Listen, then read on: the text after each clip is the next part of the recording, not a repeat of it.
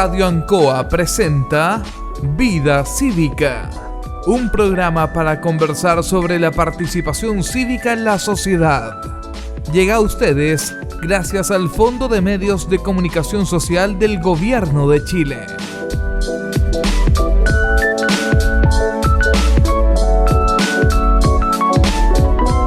Hola, ¿cómo están amigas? ¿Cómo están amigos? Bienvenidas, bienvenidos a un nuevo episodio, un nuevo programa de Vida Cívica a través de Radio Ancoa, donde conversamos de los temas que son interesantes, cómo se inserta el humano en la comuna, la sociedad, la familia, cómo se relaciona con su medio ambiente, con el medio, qué estamos haciendo, qué tenemos que mejorar, cuáles son los puntos que nos interesa aclarar, un tema de características meramente o netamente social y de comportamiento. Y la idea de nosotros es traer a gente que sabe y que nos pueda comentar un poco acerca de el humano, su historia y cómo se ubica en el mundo.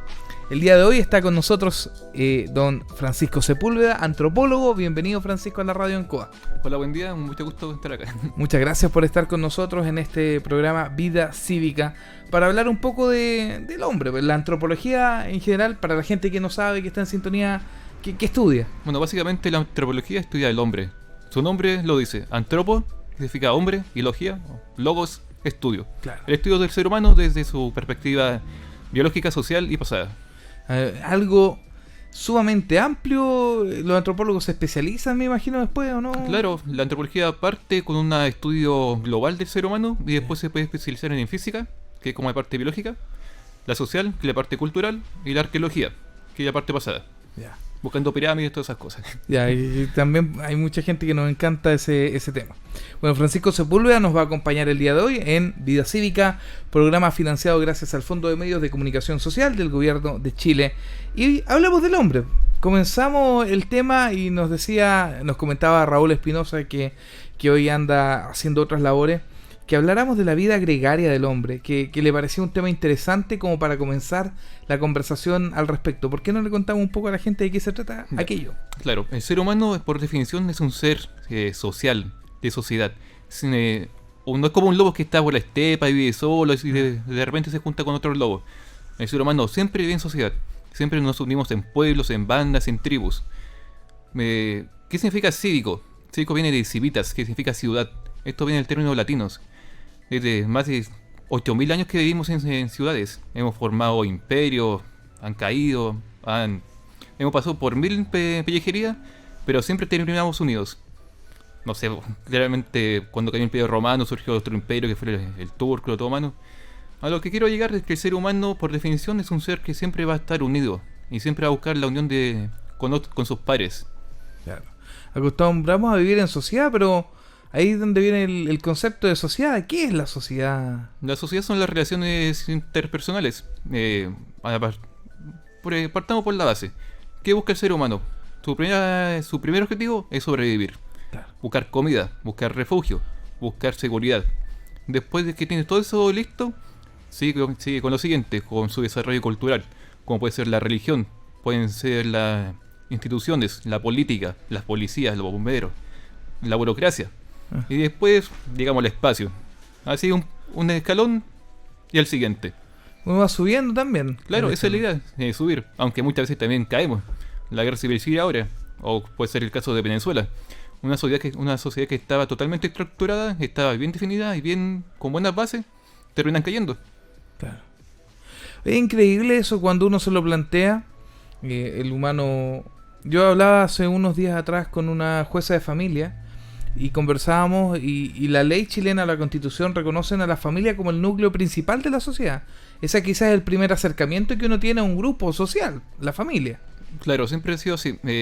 Incluso el ser humano, por estudios antropológicos, dicen que el ser humano no puede estar como con más de 50 personas unidas, o puede tener como un término de feeling. Yeah. Son padre, madre, hermanos, primos, tíos y quizás unos cuantos cuñados. También se dice mucho que las sociedades tan grandes como la China, como la estadounidense, no pueden soportar por mucho tiempo ese nivel de desarrollo, porque el ser humano tiende a lo más compacto, a lo más cercano. Digamos un punto, ¿por qué hay conflictos sociales? Porque la gente tira para muchos lados. Tira por recursos, tira por religión, nunca se ponen de acuerdo.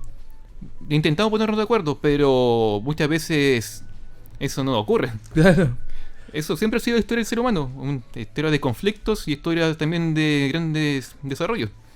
Y esto se va repitiendo en el tiempo, porque me imagino que usted lo ha estudiado, Francisco, como nos mencionaba el Imperio Romano, que dominaba el mundo, después se divide Oriente-Occidente, bueno, después que llegan los bárbaros, dejan la escoba, crecen a Medio Oriente, crece mucho. Es un tema que aparece, desaparece, y hoy en día nos encontramos en alguna etapa identificable, o todo esto evoluciona de manera distinta, no se repite siempre igual la historia. Bueno, supuestamente ahora estamos en la época del globalismo, de todo, que estamos todos conectados, internet, redes sociales, radio, televisión. Pero si uno se pone a pensar, el mundo occidental, lo que es Europa, lo que es Latinoamérica, Estados Unidos, Canadá, no es lo mismo como que fuera China o fuera Medio Oriente.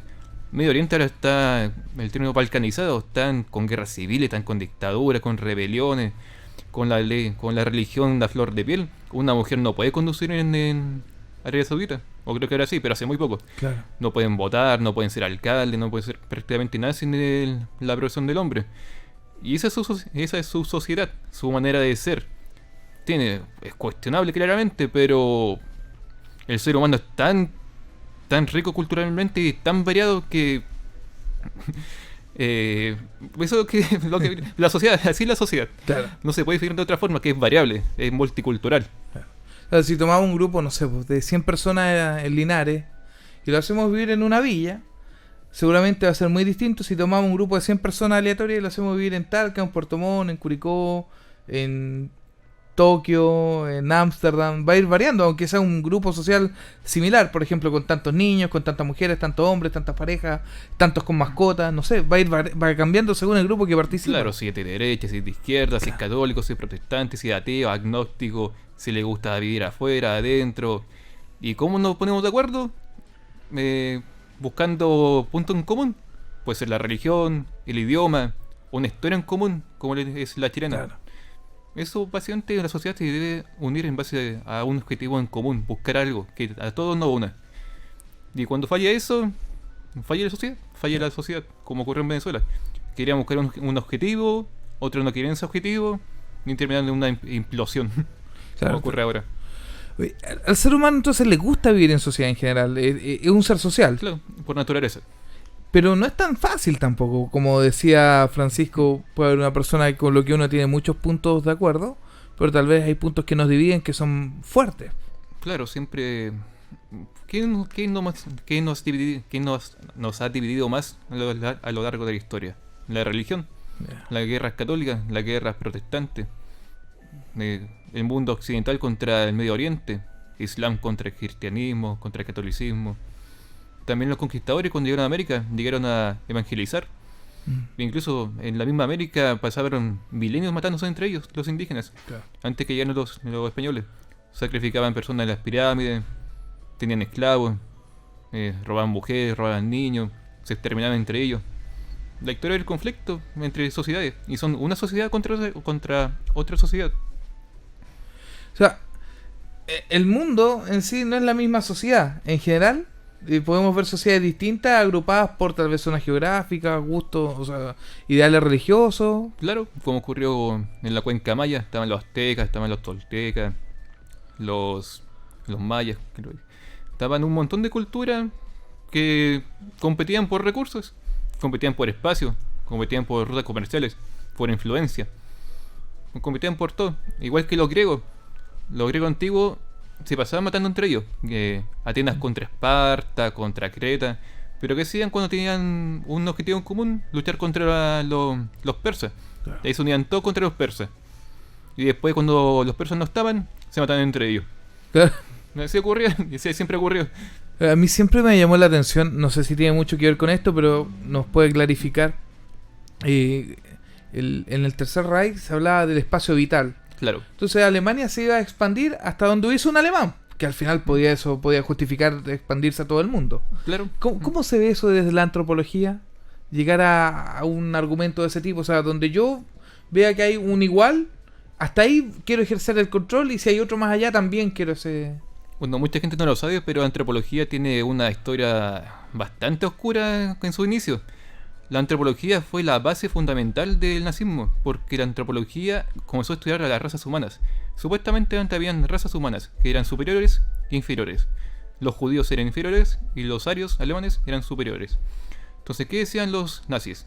En base a los antropólogos. Decían, ya, los judíos son una raza inferior, son como ratas. Entonces, como ratas hay que exterminarlos.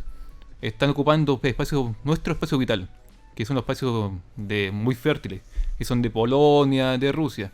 Entonces, como este espacio está mal explotado por estas razas inferiores, hay que llegar, exterminarlos y nosotros nos quedamos con esto. Wow. Básicamente un judío no se podía mezclar con un ario. Eso era involucionar. Era como degenerar la raza. Está prohibido por leyes. Están las leyes de Nuremberg, que son de 1936, o 33 creo que eran. 36 creo que son. De que se prohibían matrimonio entre judíos de tercera categoría. Un montón de leyes basadas en la ciencia, la antropología supuestamente. Claro. Y uno podría preguntar, viendo desde lejos, porque yo no tengo mucho conocimiento ni gente conocida que sea alemana o judía, ¿por qué una raza o un grupo de personas puede determinar que es superior a otro? Porque uno ve la historia y uno dice, los judíos vienen desde hace miles de años, han sido base de la sociedad, su religión monoteísta ha bifurcado en otro lado y se ha expandido hacia el cristianismo, qué sé yo. Pero ¿por qué ellos lo veían como un ser inferior cuando uno podría decir por su historia pueden ser un ser importante en la historia de la humanidad como todo? Es que no hay que buscarle una explicación lógica. Eso no tiene nada de lógica. No tiene una base fundamental ni por lo lejos. Como usted cuenta, ¿cómo es posible que alguien piense que si los judíos han dado tremendos desarrollos al ser humano? Claro. Einstein era un judío y muchísimos más autores. ¿Cómo puede llegar el ser humano a eso? En base a sentimientos, en base a prejuicio, en base a la indignación. Cuando fue en la Primera Guerra Mundial, ¿será cierto o no será cierto? Decían que los judíos después de la Primera Guerra Mundial comenzaron a comprar negocios de alemanes empobrecidos en la bancarrota y se comenzaron a aprovechar de los alemanes. Eso contaban. Y eso degeneró en un sentimiento revanchista de que los judíos fueron la causante de la caída de Alemania en la Primera Guerra Mundial. Incluso Hitler en su libro Mi lucha me cuenta eso, de que los judíos tienen una conspiración contra el pueblo ario, los judíos bolcheviques y los judíos capitalistas. Entonces, porque eran judíos, bueno, que siempre se han perseguido a los judíos, esa cosa es histórica. Claro. Desde el 2000 ¿cuándo fue? ¿Cuándo comenzó el cristianismo? El año 0. Se comenzaron a perseguir a los judíos que mataron a Cristo, son unos traidores. Claro. Entonces, ¿por qué? Una explicación lógica no hay. Nunca va a haberla, simplemente por un tema de sentimiento, de la guata. Claro. Y ellos como sociedad, los judíos me refiero, yo veo que son una sociedad muy unida. Ellos mandan remesas a Israel, qué sé yo. Ellos tratan de mantener una sociedad, una comunidad en base a su sentido de pertenencia, que es la religión judía, sus costumbres, bastante unidas, aunque estén lejos. Se ayudan bastante unos con otros, he visto también. Sí, los judíos me gustan harto como sociedad porque es un pueblo que se niega a desaparecer. Son como los mapuches, están negados a desaparecer. Tienen un sentimiento nacional de unidad de pueblo bastante fuerte. Claro, eso es. No se quieren van a pelear con un incidente hasta el infinito, yo creo, hasta que los terminen a todos. Sí que pueden hacerlo porque a veces no pueden. Porque ahora el Estado israelita es un Estado poderoso, claro, bélico. Incluso mucha gente se pregunta cómo un pueblo que ha sufrido tanto puede ser tan mezquino y tan violento con otro pueblo que es Palestina.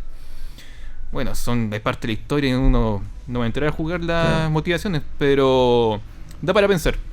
Es interesante este tema. Estamos conversando con el antropólogo Francisco Sepúlveda en Vida Cívica acá en la radio Ancoa. Sigamos ahí, porque todo esto van haciendo por zona. Entiendo que son los franceses los que empiezan a hablar del contrato social. Como que esto, ¿qué es? ¿Es un pacto? ¿Uno tiene que firmarlo para pertenecer a esto? ¿Cómo funciona?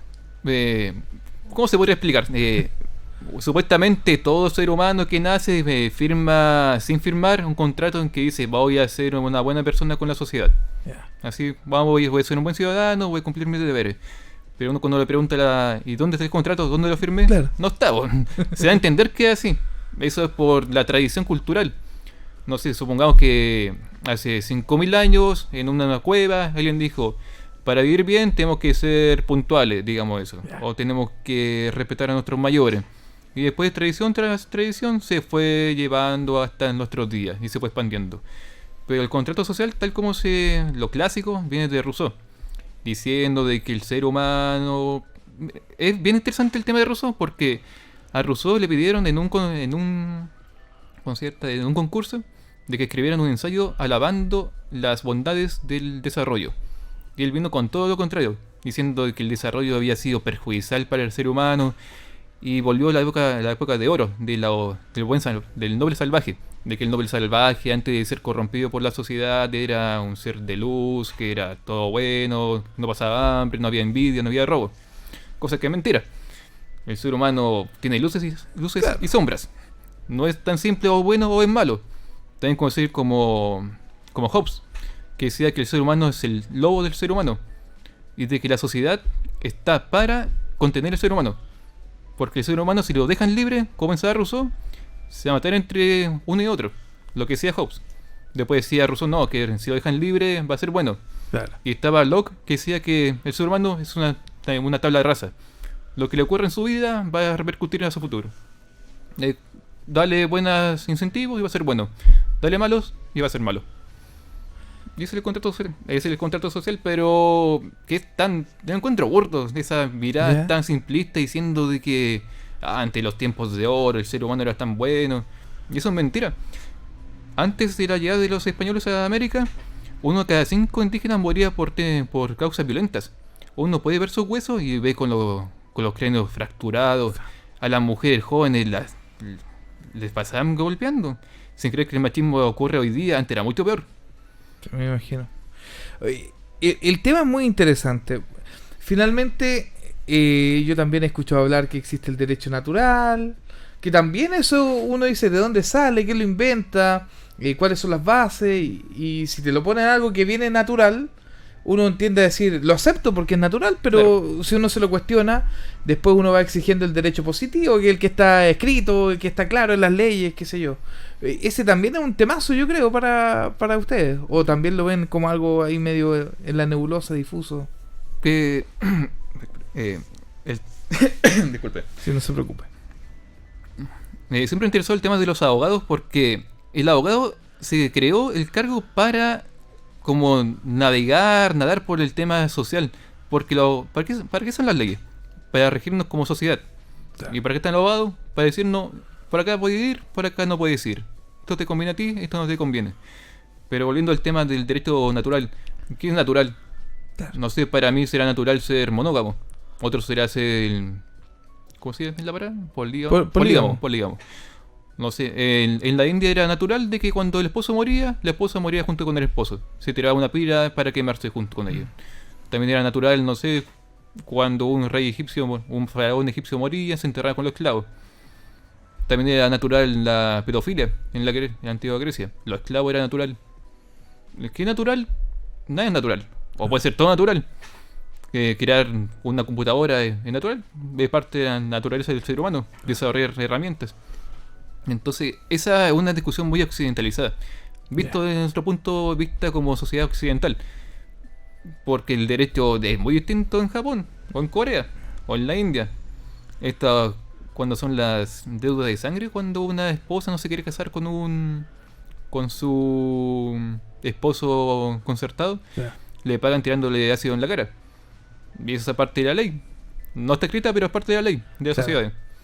Se va a hacer la costumbre, la costumbre, uso, claro. Y las costumbres son leyes. Y una persona que finalmente que no quiera vivir en sociedad, por ejemplo, hoy en día, que quiera ser un ermitaño, diría que está jodido. Es imposible, no va a durar más de ¿cuánto? 5 años. Póngase caso y sale una carie. ¿Qué va a hacer con una carie? Una apendicitis. ¿Qué va a hacer? ¿Cómo va a comer? ¿Cómo se va a refugiar? Quizá uno que otra puede sobrevivir, pero en términos generales va a estar muerto dentro de 5 años. A mí me sorprenden de repente estos movimientos que aparecen, por ejemplo, los antivacunas, que aparece la gente, además de los antivacunas, los que creen que la Tierra es plana, aparecen también la gente que no quiere que hayan embalse, Hay gente que no quiere que haya embalso y estamos en sequía. Y de repente, gente que no cree en la donación de órganos. Y ese tipo de cosas uno dice, pero ¿cómo? ¿Por qué surgen estos movimientos así que son un poco aislacionistas? Que tienden a no convivir, no siendo ermitaños, tienden a no estar dentro de las normas que uno habitualmente ve en la sociedad. Eso sí, aparte de la psicología, pero que parte de la historia siempre ocurrió eso. Siempre hay un movimiento que, no sé si sería ya ahora la contraria, pero es su visión del mundo. Puede estar equivocada. Que está equivocada el terraplanismo, está equivocado, los antivacunas están equivocados. Eso todos estamos seguros que están equivocados. Es una certeza científica. Claro. Sí o sí. Pero, ¿por qué ocurre eso? Por desconfianza. ¿Por qué la gente desconfía de la vacuna? Porque vio un caso de que supuestamente le dio autismo, siendo que es mentira. La educación siempre va a faltar en esos casos, porque la Tierra es plana. Porque, no sé, son como conspiranoicos a mi punto de vista. Demasiado conspiranoicos de que no querer ver la realidad, que soy más inteligente que el resto. Todos son ciegos, menos yo. Yo puedo ver lo que ustedes no ven. No, pero eso creo que más psicología, porque lo que puede ser. Más que antropología. Sí, porque ya. Sociedades y formas de vivir la vida hay muchas. ¿Por qué uno negará que la Tierra es plana o redonda? Eso depende de cada quien, yo creo. Claro. Que pasará por su cabeza. Bueno, las desventajas, claramente yo no me imagino a uno sacándose una muela porque le duele y tiene una cara y no fue al dentista, ¿cierto? De vivir aislado. Claro, antes lo hacían y vaya que duele.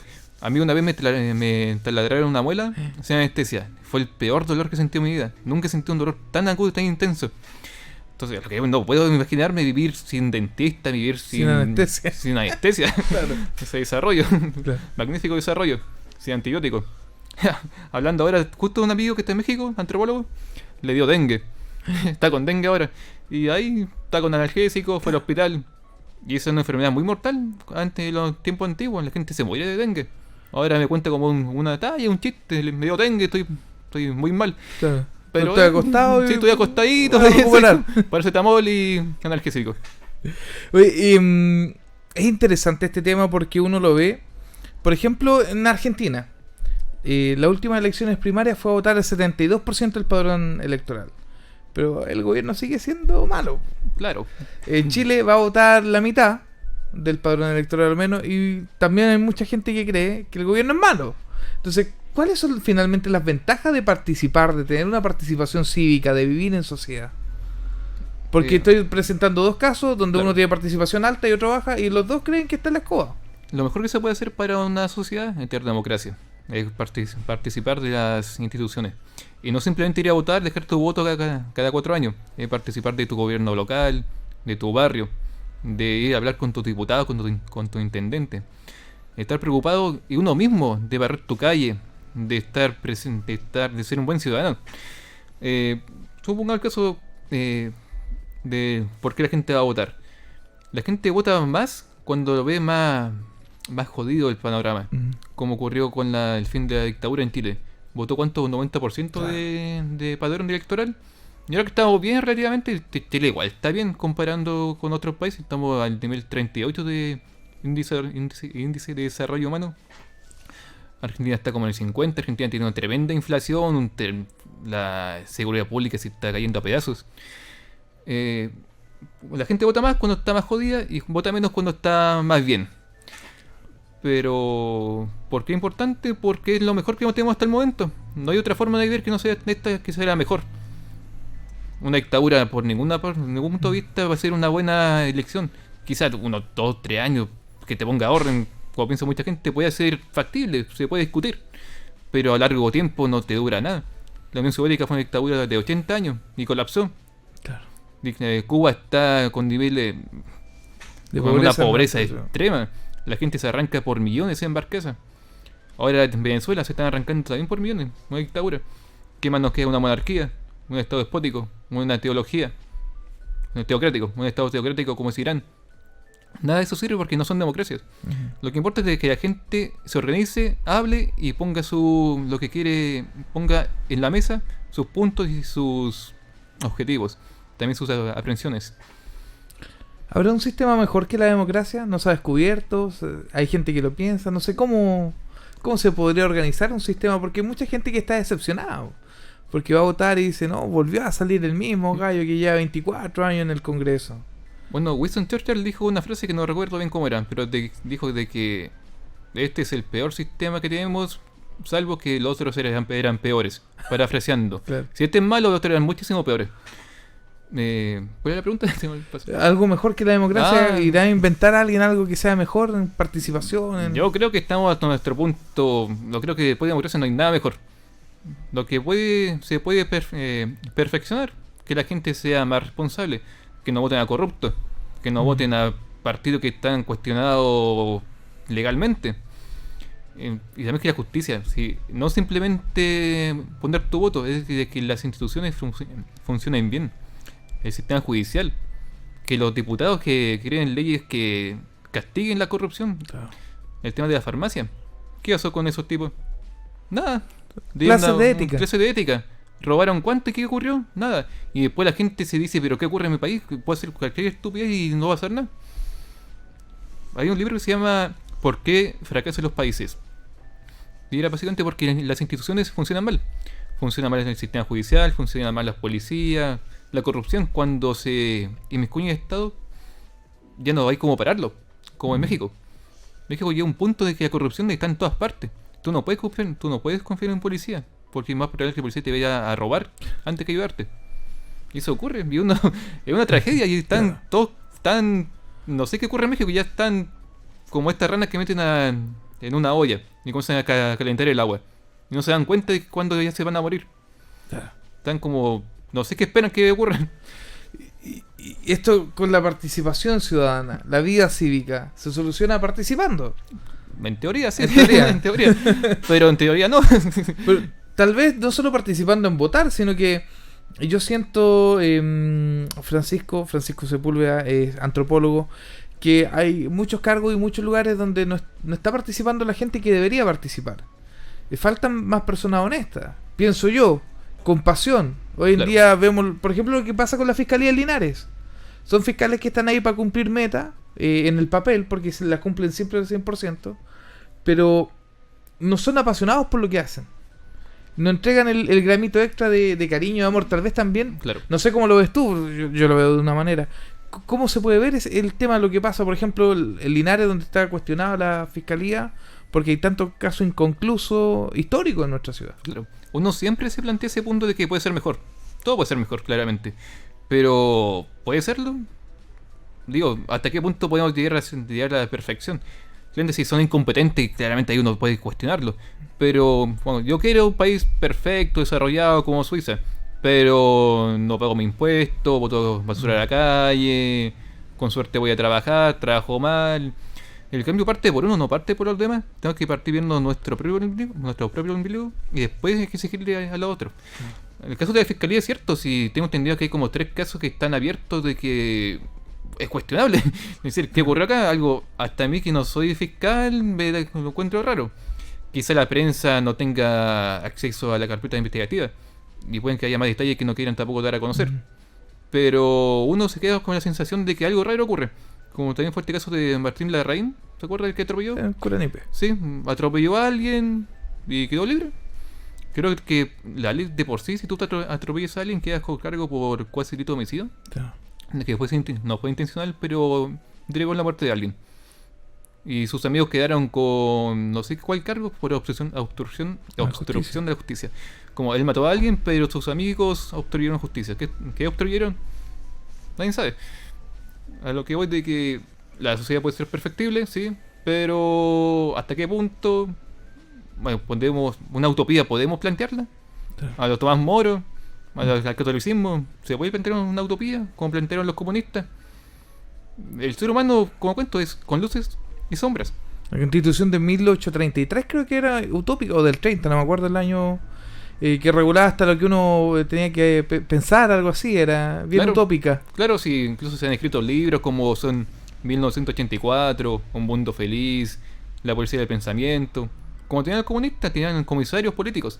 Tú no podías pensar de otra forma. En Cuba tú no puedes leer libros de derecha, están prohibidos. En la dictadura quemaron libros de comunismo, pescaron libros del capital, lo quemaron. ¿Por qué? Porque no pueden leerlo. Porque yo digo que no pueden leerlo. Oye, está tan interesante que se nos acabó el tiempo. ¿Se puede hacer una visión, la última, por favor, Carlos, no se enoje el radio control?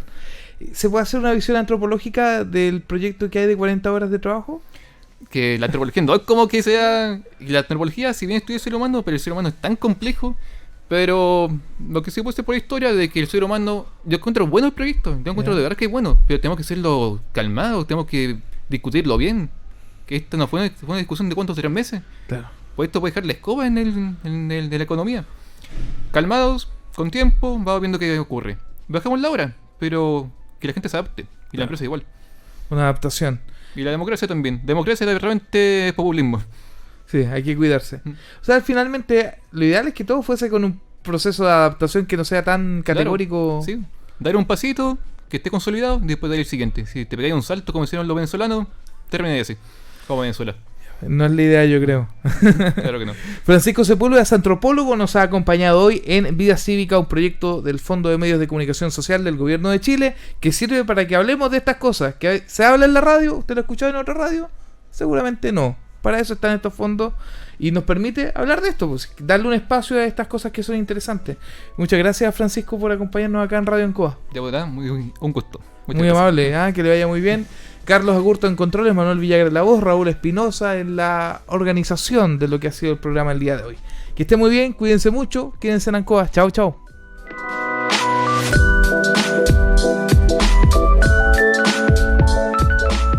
Radio Ancoa presentó Vida Cívica. Este programa llegó a ustedes gracias al Fondo de Medios de Comunicación Social del Gobierno de Chile.